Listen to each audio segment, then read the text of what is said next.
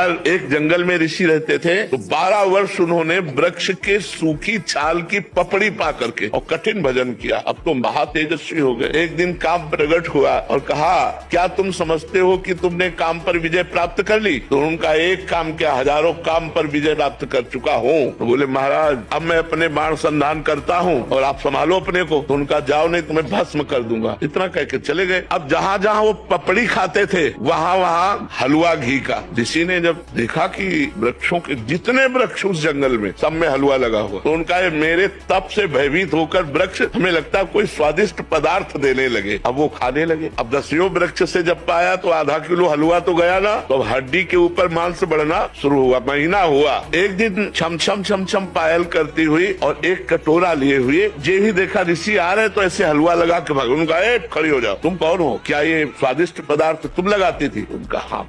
तो भाग क्यों रहे हो? मैं आपके तप से भयभीत हूँ। बोले, नहीं नहीं नहीं, महीनों से इतना स्वादिष्ट पदार्थ पवा रहे, क्योंकि पहले अन्न जाएगा तो बुद्धि बदलेगी ना। तुम इतना स्वादिष्ट पदार्थ पवा रहे, तुम भयभीत क्यों हो रही हो? तुम बोले, महाराज वृक्ष में चुपचाप इसलिए लगा जाती थी कि आपकी सेवा बन जाए, मैं आपकी सेवा करना चाहती हूँ। बोले, लाओ कटोरा। वृक्ष में लगाने की जरूरत नहीं है, अब रोज कटोरा लेके तुम ले आ जाना, मैं इस कुटिया में रहता हूँ। कटोरा लेके आने लगे। काम ने चैलेंज किया था, मैं अपना बाण संधान कर रहा हूँ, तुम सावधान। फिर एक दिन पूछा, तुम इस जंगल में क्यों रहती हो? तो उनका, मेरी माँ तपस्विनी है तो मैं अपनी माँ के साथ रहती हूँ। तो आखिरकार तुम्हें ब्याह तो करना ही पड़ेगा। ये तो माँ का विषय है, मेरा विषय तो है नहीं, ये तो माँ जाने। तो बोले, माँ से बात करके आप कल आना। बोले, अवश्य। दूसरे दिन पधारी। महाराज मैं निराश हूँ, ब्याह नहीं हो सकता। बोले, क्यों? निराशा क्यों? बोले, माँ ने एक शर्त रखी है कि अपना मुंह काला करके मुझे पीठ में बैठाल कर और अपनी कुटिया से और मेरी माँ की कुटिया तक आपको घुटनों के बल चलना पड़ेगा और मैं आपके पीठ पे, और ऐसा मैं आपसे करवाना नहीं चाहती। उनका, अगर संध्या काल में ये काम हो जाए तो? बोले, वो काल कोई भी हो लेकिन आपको ये करना पड़ेगा अगर ब्याह करना है। महाराज राजी हो गए, मुंह काला किया, पीठ पे बैठाला, घुटने के बल चले। और जब वहाँ पहुंचे तो काम खड़ा था। उसने कहा, ये मेरी रची हुई माया है, मैं ही हूँ इसका स्वामी। बोल, तेरी तपस्या कहाँ गई? ये कहो कि मैं तेरी तपस्या नष्ट नहीं की, केवल केवल दिखाया है तुझे